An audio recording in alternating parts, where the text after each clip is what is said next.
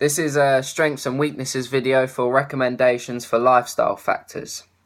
First of all, we're going to start off with stress.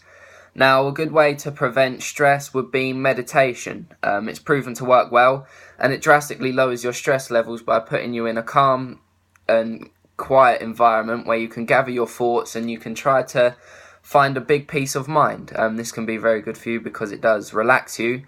But some of the weaknesses for this would be that some people may not understand it, so they may just be sitting there thinking to themselves what is going on, because they might not be able to relax that way. It might not work for them at all. Some people also may not have the time of day to do it. I know that the classes take up to about an hour long. This can be a problem because if you have work and kids and a family to go home to and dinner to cook and all this other stuff, that hour might be quite hard for you to get to because you've got a lot of other priorities that you need to sort out first, like your kids. Secondly, we have hot stone massages or massages. These are really good because they relax your muscles, which calms you down.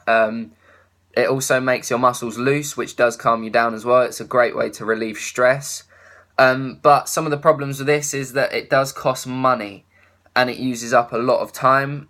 It may also not be in a very convenient place. Sometimes you might have to travel an hour just to go to a spa to get a massage to come back, and that's just going to cause you more stress because you're doing the journey there. Secondly, we're going to move on to alcohol. For this, you have something called an intervention. Basically, it can help you understand what everybody else thinks you should do and how you should take action about your problem. It also gives you support on a friendship level rather than just some random person telling you that you need to do this and you need to do that. So it might be a bit more effective. Usually, it isn't very effective. A lot of people just don't listen to it and they carry on doing what they're doing. Or sometimes it can make you feel worse about yourself because it feels like no one likes you for who you are because they're trying to change all the bad things about you. So, yeah. Secondly, we have rehab.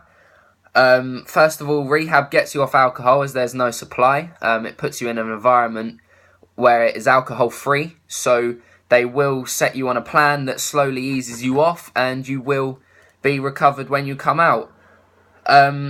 It can take a long time though. Sometimes it can take from 2 months down to a year or maybe even longer. But also once you leave, there's nothing stopping you from going out and buying more alcohol and having the problem again. So that is kind of a bit of a problem for that one. Next we have nutrition. The Eat Well plate, it gives you guidelines and gives you examples of food that you should eat. So it'll have a chart and it'll have a certain amount of carbohydrates and it'll give you examples of carbohydrates. That can be very good, but the only problem is it is only a chart. It doesn't give you figures to work with or anything like that. It doesn't give you milligrams or grams or anything like that. And you do have to find it off your own initiative. So you have to put in loads of effort to find the plate, and it's not really that useful anyway. The better one would be to go to your doctor or get dietary advice online. This is good because it gives you a better idea of the recommendations, so it'll give you figures and numbers and grams and kilograms and all this sort of stuff. But then again, you have to find it out of your own initiative, so it can be quite bad because if you're not going to be bothered, then you're not going to find it. Next, we're going to move on to smoking. For this, you can use patches or e-cigarettes. This gives you the effect of smoking, which can be good because then you're not smoking, so you're not harming your body as much. It gives you the stimulus of smoking, like I said, so it helps with that.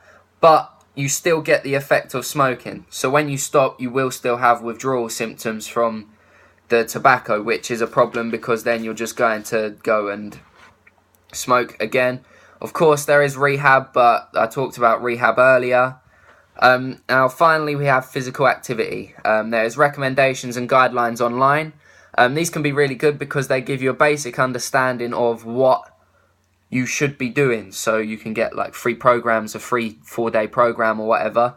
And it can give you little tips and pointers to help you. So you can do like a 30-day ab workout and all of that sort of stuff. So that's quite good. But it is quite bad because it's online and it's specified for one person. It doesn't take into account loads of different people with loads of different needs going into it. So that can be a bit of a problem if you have like back problems or leg problems or anything like that. It can hinder you a little bit.